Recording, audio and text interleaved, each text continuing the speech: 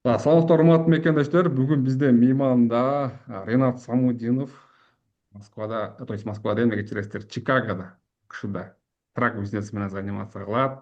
Көп жылдан бери ал жакка иштеп жайланышып калды, Кудайга шүгүр. Кыргыздын ошол жакта бизнес жүргүзгөн ийгиликтүү деп айтсам да жаңылышпайм, жигиттеринин бири.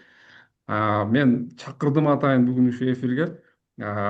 Чикаго менен Америка менен Москвадагы мигранттардын ортосунда бир аянтча, мындай маалымат аянтчасы, ой бөлүшүү, пикир бөлүшүү аянтчасы. Мүмкүн азыр бир жакта Москвада азыр ошол депортация болгон көптөгөн мекендештер каяка барышын билбей аткандар да. Америкага кеткиси келгендер, может, Европага баргысы келгендер. Анын үстүнө Америкада дагы миграциялык саясат өзгөрүп, ал жакта рейдтер болду. Ал жөнүндө маалымат алабыз. Анан өзүнүн трак бизнеси боюнча да бизге маалымат берип кетсе, анан Америкага барып кантип бизнес ачат, ал жагын айтып кеткенсе болот. Кыскасы, мыйзамда жүрүү жолдорун айтып кетсе болот. Ушул темалар жөнүндө Ренат менен талкуулайбыз. Кызыктуу суроолоруңуздар комментарийге жазсаңыздар болот. Мен кийин жооп берүүгө аракет кылайын. Бул запись болуп атат. YouTube'да чыгат. Кудай буюрса, YouTube'дагы мекендештерге дагы биз ушул видеого лайк басып, пайдашалап койсоңуздар, мындай ошого окшогон видеолорду Европадагы, Австралиядагы, Япониядагы биздин мекендештер менен кийин дагы видеолорду улантмакчыбыз. Анда эмесе, Ренат, сөз сенде. Саламатсыздарбы, мекендештер. Менин атым Ренат, ошо Чикагода азыр трак бизнесин кылабыз. Келгениме бир 8 жылдан ашып калды го дейм, баш аягы. Анан ошол биякта да көп нерселер өзгөрүп атат. Биз азыр ошо траковый бизнес иш алып барабыз, жүк ташууучу Америка иши боюнча. Анан андан тышкары дагы трак оңдогон мастерскойбуз бар. Ошону иштетебиз.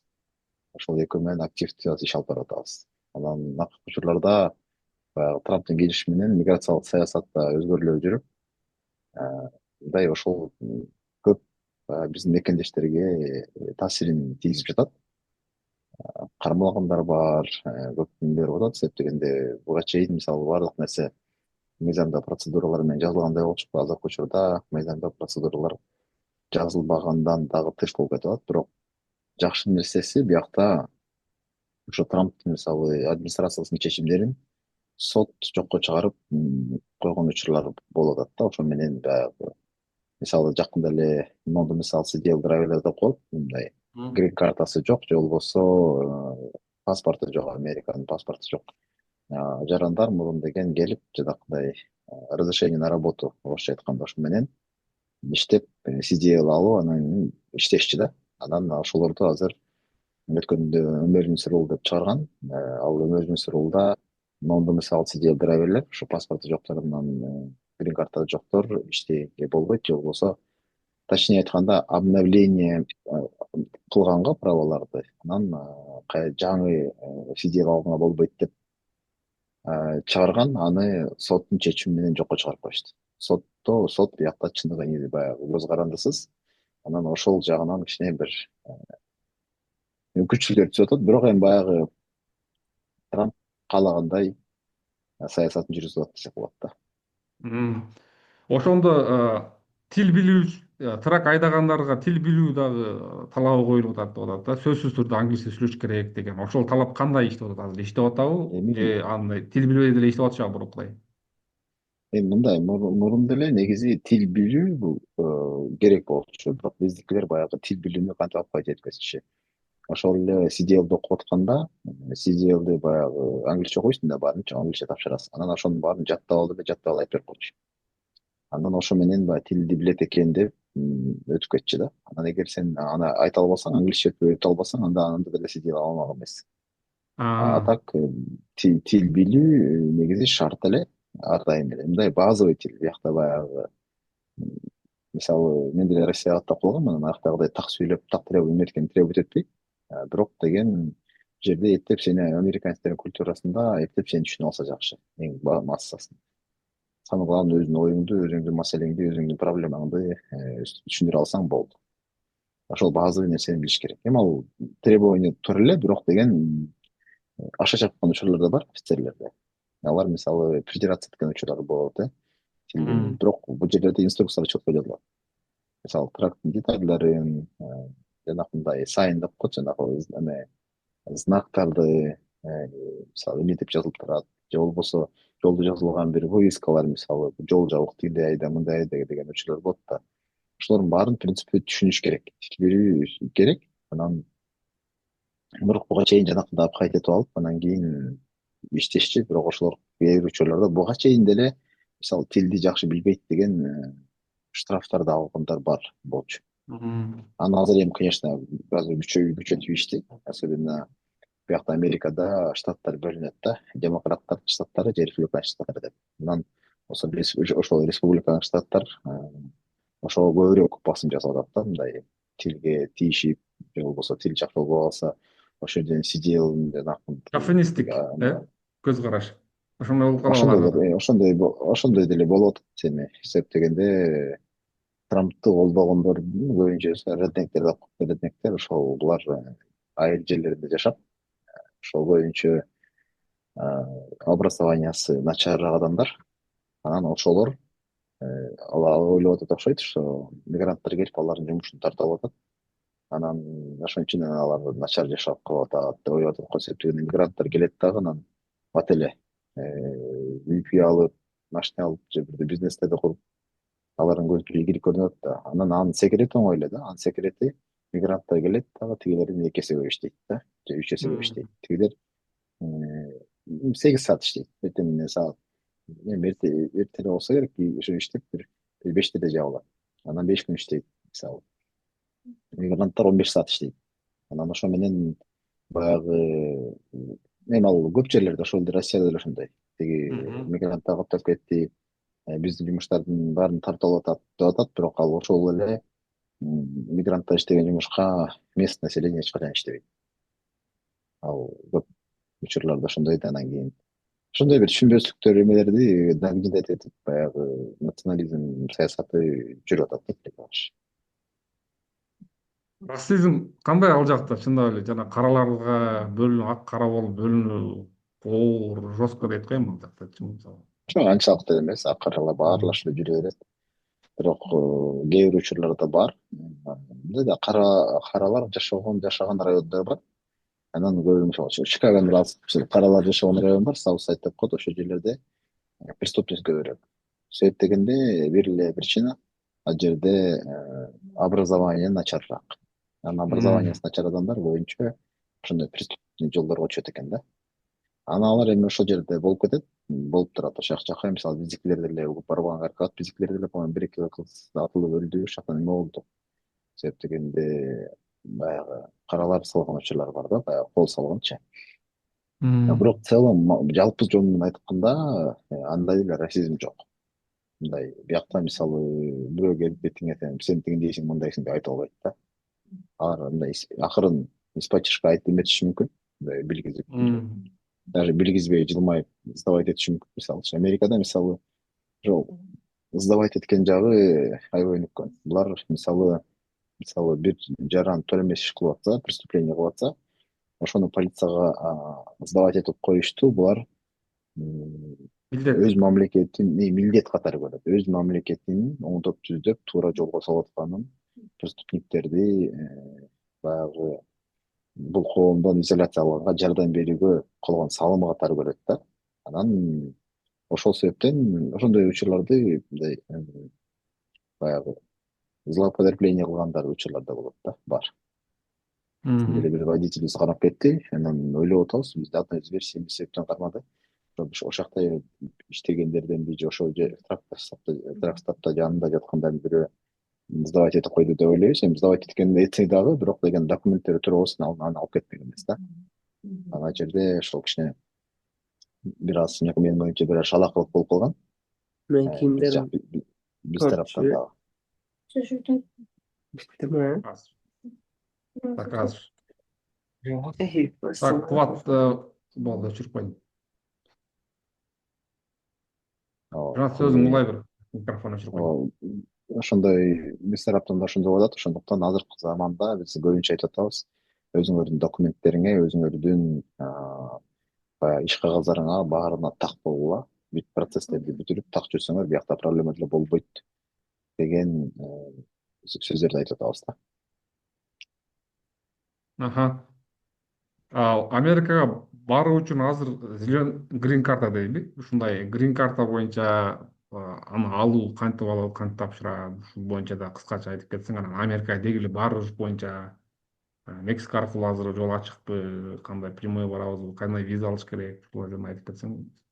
Мен эми билбейм азыр Мексика аркылуу кандай болуп атат, бирок мен билген маалыматтар боюнча азыр Мексикадан эч ким билбей эле деп атат. Кирсе да аябай көп кармап, ошол жактан мурун мисалы деген жанакы CBP1 деп койчу, пароль менен чыгарып ишчи. Пароль деген бул баягы тышка чыгып, анан ошол жактан документтериңди иреттеп аласың. Биз ага ишенебиз, пока чыгып тур, иштеп деп болуп атканда азыр андай жолдордун баары жабылган, ал жок. Анан бирөөлөрдү уктум, ошолор келе атышат деди, бир тааныштар бар болчу, алар да ошол келип, анан алар уже канча айдан бери, по-моему, камалып жатат окшойт да. Эми жеткен маалымат боюнча. А, Тиги негизи грин картаны октябрь айында ойнотулат.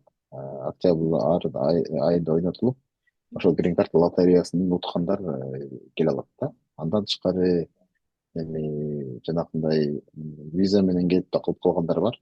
Алар дагы өзүлөрүнүн баягы келип бияктан статустарын өзгөртүшөт ар кандай жолдор менен. Бирок азыркы учурда ошол Трамптын заманында азыр кичине ошол нерселер кичине бир аз кыйыныраак болуп тургандай да. Мгм. Ошо. Визаны өзгөртүү, селф виза деп коет, эми Москвада ушундай да, Россиядачы. Мгм. Миграционный картада селф визаны өзгөртүп. Ошондо визанын жанагы туристический виза менен барышып туруп, анан кийин калып калгандар жөнүндө угабыз да. Алар азыр кыйын болуп калды иштеп. Туристтик виза менен кирип туруп, чыгып кетиш керек болуп калат. Өзгөртүү кыйыныраак да азыр, ошондо түшүнүшүмчө. Эми мурун бул боюнча практика кандай болчу? Келишет, келип анан кийин жанакындай политика аркылуу жолдор менен же болбосо үйлөнүү жолу болобу, же кандай жолдор менен алар деген өзгөртүп калышчы. Анан ошого чын эле баягы себеп болсо, анан өзгөртүп эметсе болот да. Анан себеп болбосо, тем более азыркы заманда кыйыныраак, себеп дегенде азыр миграционный процесстер катуу жестко жүрүп атат аябай. Мисалы ошол кармап кетип, камап кетип, отургузуп коюп барып ошол жактан доказывать этип, мисалы жанагы политический убежищеге бергендер бар. Анан алар деген доказать этип соттош деп атат. Кээ бирин, конечно, жол эме көчөдөн деле баягы мындай тышта деле соттошкондор бар. То есть ситуация мурункудай эле, бирок деген более жесткийрээк да. Кардинально, мисалы биякта президент келсе, кардинально баарын укмуш өзгөртүлбөйт. Азыр президенттин Трамптын эң басым жасап аткан ошо сферасы, саясаты бул ошо миграция баягы сферасы да. Ошо миграция сферасында бул баягы өзүнүн жана этник ак адамдарына жакшы көрүнөм деп, ошолорго мындай алардын добушун эмкишерлөөдө алам деп, ошон үчүн бул ушул жака басым жасап атат. Мыйзамдар да бузулат, бирок башка сферада өтө деле чоң өзгөрүү болгон жок да. Себеп дегенде президенттин полномочиялары баары бир ограничен. Президентский мамлекет болсо дагы биякта конгресс утверждение кылып, сенат Ооба, утверждение кылып, Конгресс. эмне кылып бермейинче булар көп нерсени бир башкалардай кылып кала албайт да. Биздегидей өзгөртө албайт, сразу келип эле. Биз Тияктыр. жакта президент келе ал бүт чечип калат да өзүчө. Мисалы биздин Ооба. мамлекеттерде. Биякта президент антип чече албайт. Мисалы Трамптын чечем дегенге 2/4, бирок буту колу байланган. Бияктан биринчиден саясий культура, экинчиден саясий институттар баягы ошолор бөлүнүп калган мурункудай иштеп. Ошондо дагы мындай аракет кылып атышат, бирок баарына жол бербей. Көбүнчө жакшы жери жана айткандай сот чечип берип коюп атат да. Соттун чечимдери тууралап калыстап чечип берип коюп атат. Противовес власти бар да, аларда, ошондо подбирим неме кылып турган. Противовес бар. Анан эки жыл промежуточный шайлоодор жүрөт. Ошо промежуточный шайлоодор болгон учурда биздин баягы прогноз боюнча демократтар келет. Демократтар утса, бул Трамптан дагы тушайт да. А демократтар боюнча мигранттарды колдошот. Ооба. Демократтар эми көбүнчө Кыргызстан менен дагы мамилеси жакшы болчу. Негизи менин билишимчечи, биздин Кыргызстан менен Байден президент болуп турганда бизге жанагы виза боюнча жеңилдик беришти беле. Жанагы списокко Орто Азиянын 4 мамлекетин киргизди, бизге 1 жылдык жанагы узартуу мүмкүнчүлүгүн түзүп берип койбодубу? Өтө жакшы болгон да ошол. Мен эсимде. Эми жанагы биздин бытовой суроолорго өтсөк да, квартплата канча дегенде ал жака барганда жашоо кандай, ал жерде да 30дан болуп жашайбы, Москвадагыдай 10дан болуп жашайбы, кандай болот? Или продукта деген кандай, жумуштуу айлыктар кандай, ушул районду айтып кетсең. И бияқта квартплата ар кандай, мисалы мен 1300 доллардан баштап 4-5 миң долларга чейин да. Дуушка. Бир квартира. Дуушка. Бир квартира. Анан кийин мисалы трешкаларды билем 2,5-3 сдавать этип атышат азыр. Трешкаларды. Анан бул жерде көбүнчө баягы мурунтан ушул жерде бир эме өзгөчөлүк болуп калды. Мурунтан келгендер баары көбүнчө ар бир баягы үй бүлө бирден квартира кылып өзүнүн квартирасында жашачы. Анан азыркы учурда ошо Россия тараптан монополдук болгондо ошолор, по-моему, 5-6дан 10 чактыдан жашагандар бар экен. Анан үйрөтүп ошол жашап атышат. Ошондойдо биз биякта окуп атабыз да азырчы. Бар. А так бул жерде баары эле ошол мурунтан жашагандар баары эле өзүнүн бирден квартира алышат, жашашат. Анан жанакы эми бойдоктор келип калат эмеспи, анда алар деген ошол бирден комната алып жашашчы да. Мисалы, могу комната меники, бул комната меники деп ошентип жашагандар деле мурда комната тапшырылат деп калчу. Алардын комнаталарынын баары деле ошол бирок азыр андай жок го дейм. 400, 500, 600 доллар болуш керек азыр. Бир аз кымбаттады, азыркы учурда көп нерсе кымбаттады. Зарплаталар мен ойлойм башында бир 3-4 миңден башталат го дейм. 3-4 миңден башталса, анан кийин ар жагы анан уже трака чыкса 4 көбүрөөк. миңден, Айда да 3-4 миңден нетсе. курьерлер. Мисалы бирок курьерлер же болбосо деген жанагы таксиге чыгышат, стройкага чыгышат, мастерскойлорго чыгат, ар кандай. Аялдар мисалы ошо Нью-Йорк тарапта ошо сиделка болуп иштеген, кара картаңдарды карап иштегендер бар. Анан бир аз иштеп эле көбүнчө ошол кыргыздар башында келгенде ошол сидел алып тракка чыгып кетчү. Азыр ошол тракка чыккан жагы да кичине опасныраак болуп турат. Көбүнчө кыргыздардын көбүнчөсү тракка чыгanda көбүнчө да. Деп дегенде тракка чыгып иштесең бир аз мындай накопление кыла аласың. Анан тракка иштей берсең накопление кичине кыйыныраак деп айтышат да. Эми бияктан деле баягы накопление кылса керек, адамдардын адамга жараша болот да. Көбүрөөк кененирээк жашайт, өзүнө көбүрөөк таратат, мындай көбүрөөк коротот, кээ бирөө кичине экономдойт да. Ошого жараша анан бир аз эконом болсо керек да. Жакшы. Продукты питания мен жаңы эле Кыргызстанга бир бала көчүп кетти, биякта жашап жүргөн бала, анан дос балам. Ошол айтып атат, ал примерно Кыргызстан менен бияк бирдей эле экен. Продукт кээ бир нерселер тиякта кымбатыраак, кээ бир нерсе биякта кымбатыраак, ошо менен принцип бирдей эле дейт да. Анан Москвада деле Кыргызстан менен бирдей эле. Мен бар бир жакта даже кымбатыраак. Кыргызстандачы кээ бир продукталар Москвадан кымбатыраак. Өзү Москванын кымбат шаар деп билесиз белет өзү. Кымбат шаарлардын мне кажется, катарына Москва эмес, азыр Бишкек болуп калды го дейм, эң кымбат шаар. Ооба, Бишкек дагы. Мен деле таң калам, недвижимосттун баалары мемлекетке келип окусаң, Американын бааларына айтышат да. Ашат да, ашып кетет. Ашып кетет го, анан неоправданный эмелер да, ал жанакындай эме Пузырь дейсиз. воздушный пузырь да, пузырь. Ал деген бир аз убакта жарылса, конкрис болуп кетет да. Бизде эми жанагы строительный бум дешип азыр Жалал Абадта көп үйлөр чыгып атат. Ошонун баарын жанагы гос ипотека кылып куруп атышат. Билбейм кандай контроль кылышат. Түшүнүксүз, бирок эл алып атат. Ошо мигранттар основном алып атышат. Ошонун айынан Мне кажется, азыр мындай эме болуп калды болуш керек, менин оюмча. Баары бир Америкада жүргөндөр да миграционный саясаттын негизинде кеткендер бар, көбүнчөсү баягы. Эми ар кандай документтер бүтпөй кетип атышат да. Андайлар бар. Анан Россиядан деле кеткендер бар. Жанагы азыркы согушка байланыштуу. Ошолор мүмкүн азыр алып атат окшойт. Ал дагы бир учурда келип токтойт да. Ар жагы эмне болот да ошол сен мекенибиз өнүгүп өсүп кетсинчи. Бирок деген ошондой баягы рисктерди ойлоп чочуйсуң да. Баары жакшы болсо экен деп. Эми сен дагы саясатта жүрүп калдың Кыргызстанда, экономиканы түшүнөсүң, экономиканы түшүнгөн адам көрүп кычарат болуп атат өзүчү. Анан ооба карапайым ооба элдин үмүтү бар, ал чоң үмүт ушу баары өнүгүп атабыз, Союздагыдай жанагы КПСС казал, Генсек айткандай деги кетип атышат баарычы, батырачы. А эки ооба жакты билгенде сыртта жүрүп, экономиканы түшүнгөндөр карап туруп эми бир аз кызарат болсоң, айтсаң балеге каласың. Анан ооба айтпай. талапка түшпөй тура берсек казыр. Ошо унчукпай турабыз азырынча. Мен да Кыргызстандамын азыр. Ошо Москвадан келгем, үй жай кылып Кыргызстандабыз. Анан бирок ушул 2,5 жылдан бери, 3 жыл болуп калды. Өзүм ошондой сообщество ачып, мигранттардын Москвадачы.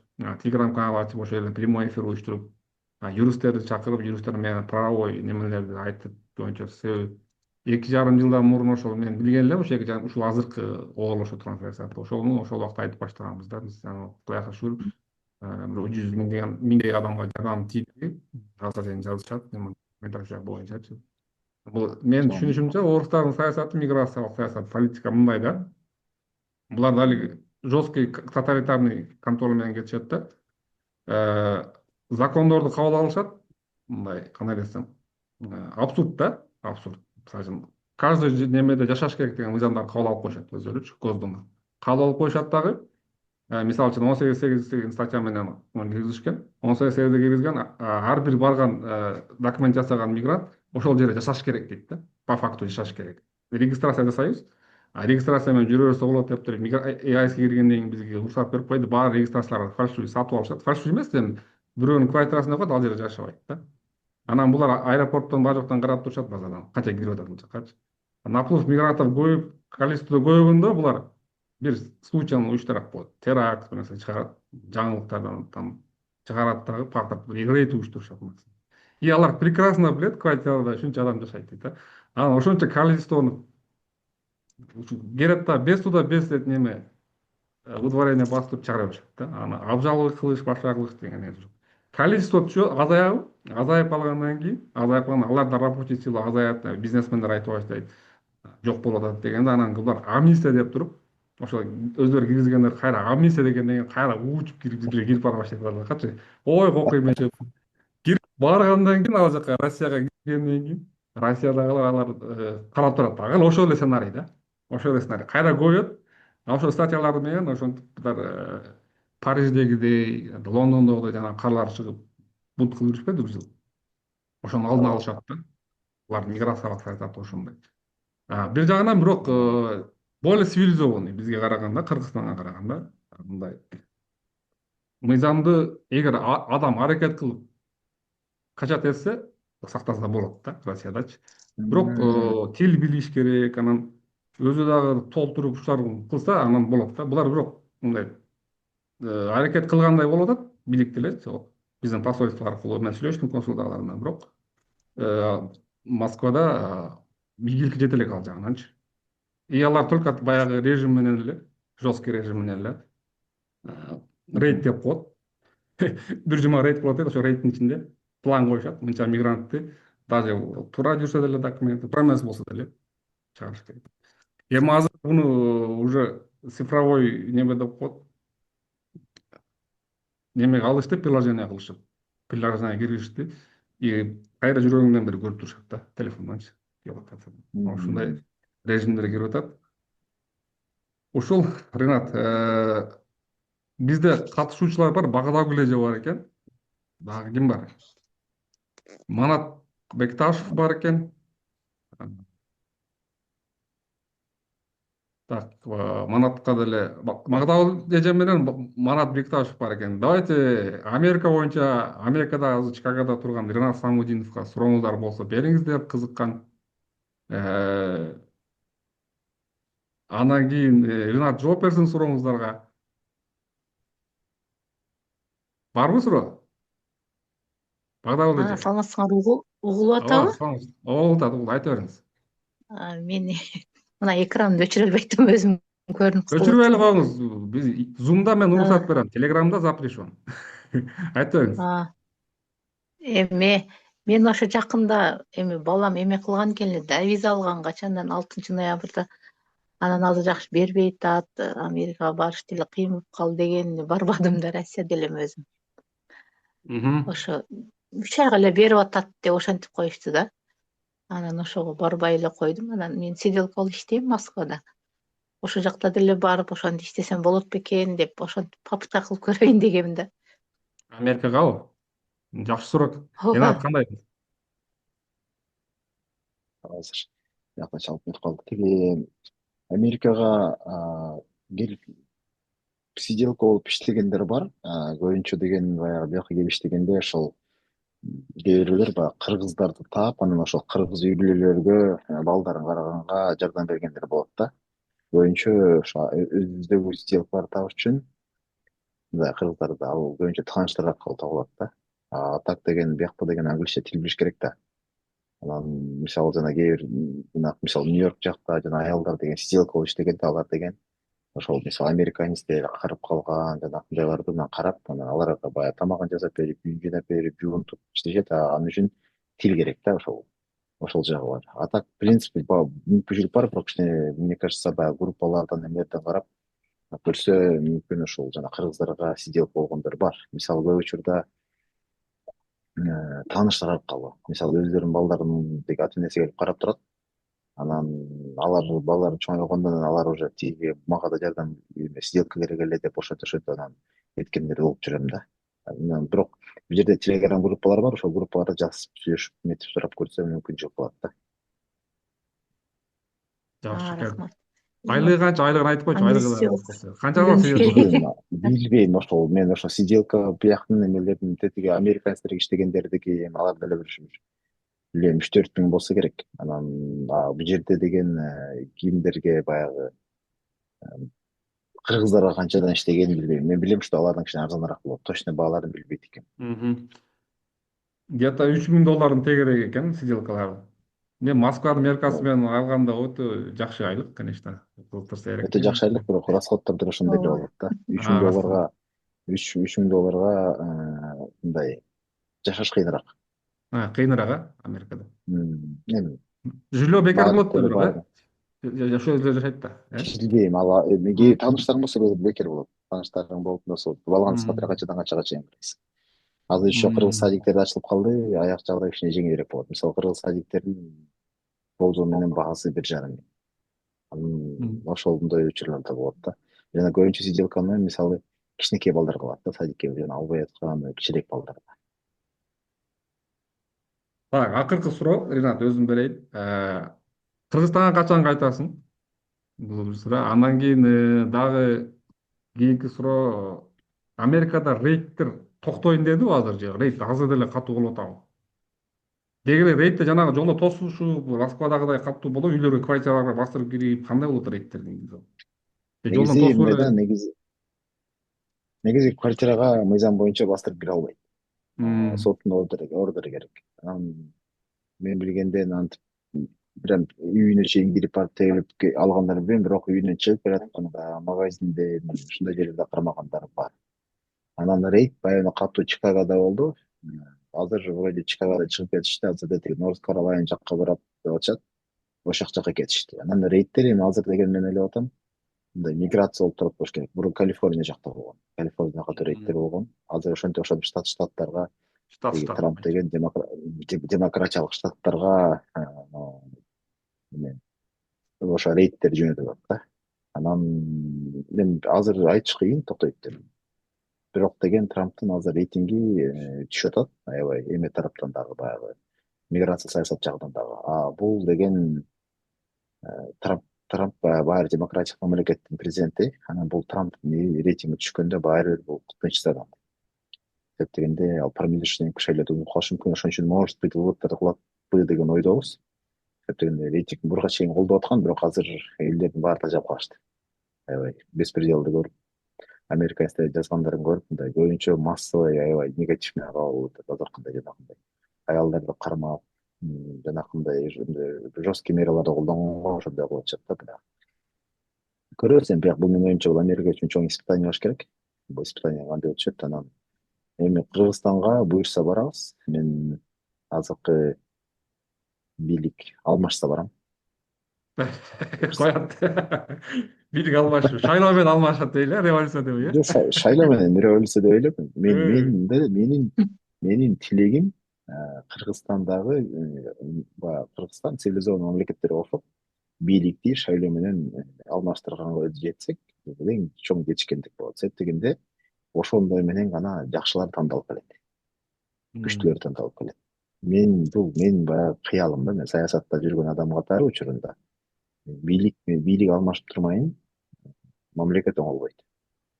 Мыйзам жолу менен, күч менен эмес. Күч менен келгенде анда көптөр эмес нерселер болуп кетет да. Мен вообще баштан негизи күч менен алмаштырганга каршымын да.